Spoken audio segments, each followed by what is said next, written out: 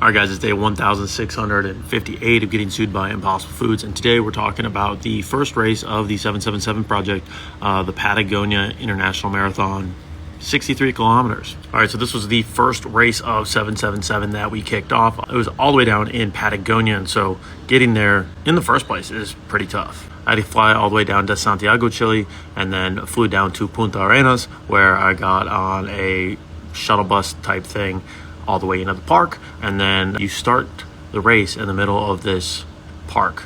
Outside of Switzerland, maybe, I think Patagonia is probably one of the most beautiful places that I've been able to run it. This was the starting line, and this was the first race that I actually took on that was officially part of the 777 project. And somewhere around that glacier is like the starting line. If you guys have been around a while, you know about the story behind this race. This is the one that I was, feeling good, enjoying the scenery, having a great time all the way first 26 miles of the race. Again, when you have like that view, it's hard to have a bad time. Okay, I lied, it wasn't 26 miles, it was 24 miles. But anyways, 24 miles in, I come around this curb, and Patagonia is super windy. And most of the time during that race, I had the wind at my back. But in this one, as we came around the corner, the wind shifted, and it was blowing so hard that it basically blew me across the road. I was already moving at a pretty good clip and going downhill, and so when I did that, I ended up catching my foot going downhill and basically rolled my ankle past where my foot. So basically my ankle went further downhill than my foot did. Not good.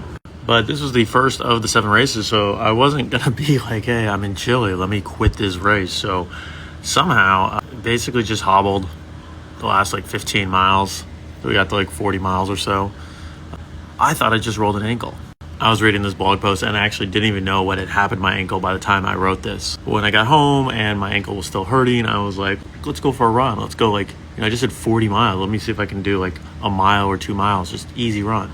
And a quarter mile in, I was like, this is not working out. So long story short, I ended up tearing my peroneal tendon, having to rehab it, and basically taking 6 months to fix that. Also had to handle some other stuff right after that. So it was another 18 months before I actually was able to get on to race number 2 of 777. And that's what we're going to talk about next week. But yeah, super fun race, really good time. Love Patagonia, really want to go back. If you guys have a chance to go, definitely recommend it. And kind of crazy that this happened over a decade ago, but time flies. Guys, day 1,658 of getting sued by Impossible Foods. And if I can do that marathon with a busted ankle, we can finish this lawsuit.